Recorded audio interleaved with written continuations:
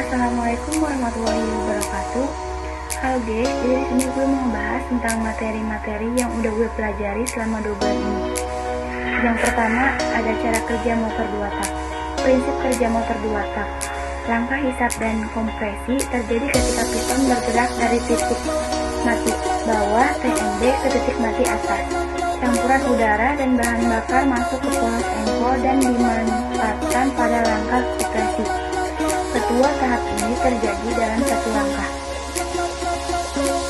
Yang kedua, cara kerja motor 4 tak. Mesin tak adalah mesin yang bekerja melalui 4 proses langkah naik turun piston untuk menghasilkan tenaga.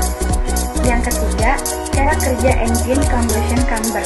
Aliran udara pada liner bagian depan bersirkulasi ke bagian depan atau ke arah semburan bahan bakar. Pengertian engine combustion chamber. Salah satu komponen utama dalam turbin gas di mana berfungsi sebagai tempat pembakaran.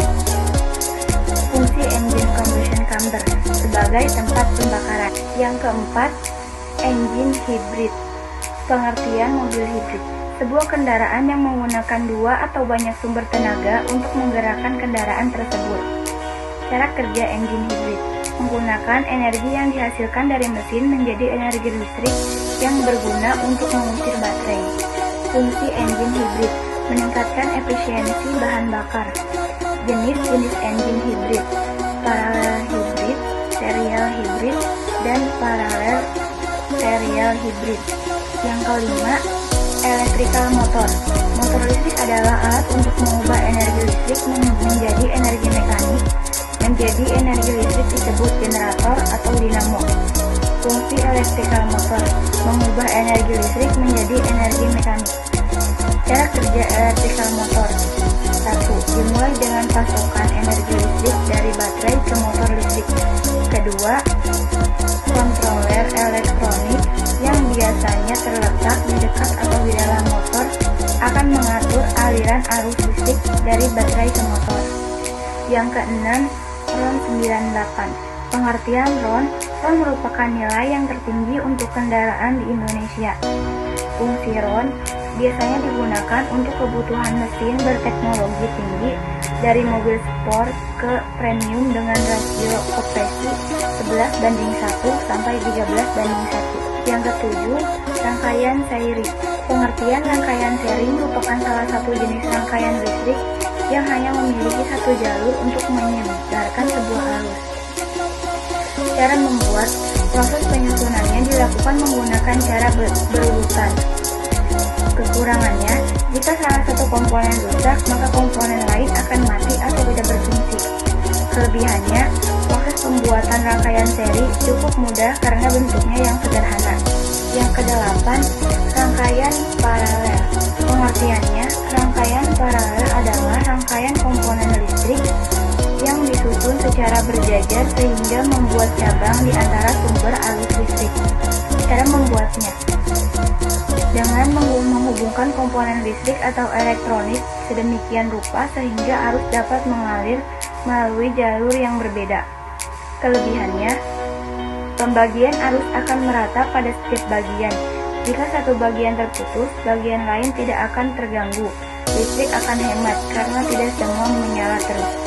Kekurangannya, proses instalasi yang diperlukan dalam pemasangan rangkaian paralel terbilang lebih sulit karena rangkaian paralel membutuhkan kabel yang lebih banyak dibandingkan dengan rangkaian listrik jenis lain.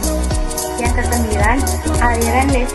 Pengertiannya adalah sebuah bentuk arus atau tegangan yang mengalir pada rangkaian listrik dalam satu arah saja.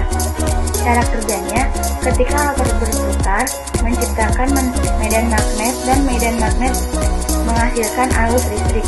Akan terjadi pengubahan arah arus listrik dari arus bolak-balik menjadi arus searah. Kelebihannya, dari sistem kelistrikan DC tentunya memiliki arus listrik yang lebih stabil. Kekurangannya, tegangan listrik DC tidak dapat dimanipulasi menggunakan transformator atau trafo.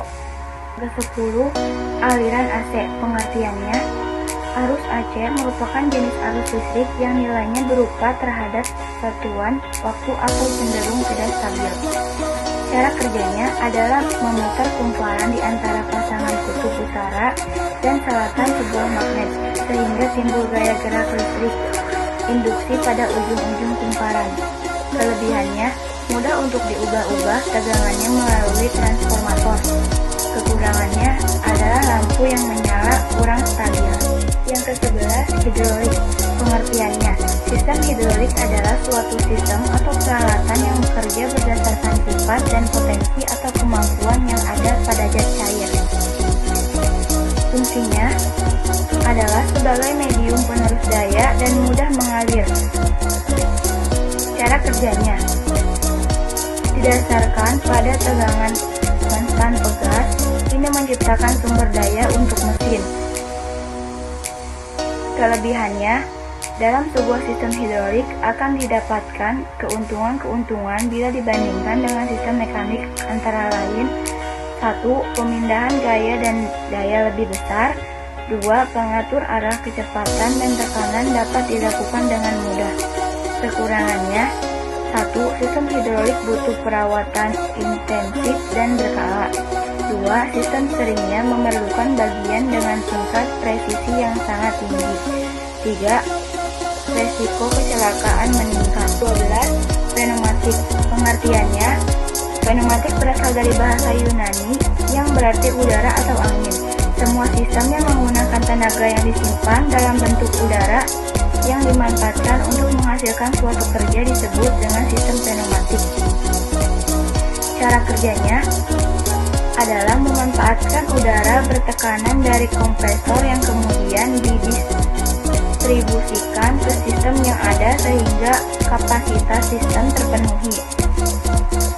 Komponennya 1. Kompresor, 2. Air trap, 3. Air filter, 4. Regulator. Fungsinya sebagai sistem yang berhubungan dengan udara, pneumatik memiliki beberapa fungsi dan kegunaannya yaitu sebagai berikut. 1. Mencekam dan menggeser benda kerja. 2. Mengatur posisi dan arah dari sebuah benda kerja. Kelebihannya, 1. Menggunakan udara sebagai tenaga penggerak yang sangat mudah didapatkan dan jumlahnya tidak terbatas. 2. Bisa disimpan dengan sebaik mungkin. 3. Bersih dan kering. Kekurangannya, 1. Daya mekanik yang sangat rendah. 2. Menghasilkan suara bising yang sangat mengganggu. Oke, jadi mungkin itu aja yang bisa gue bahas. Apabila ada tutur kata gue yang salah atau pembahasan gue yang salah, mohon maaf. Sekian dari gue. Wassalamualaikum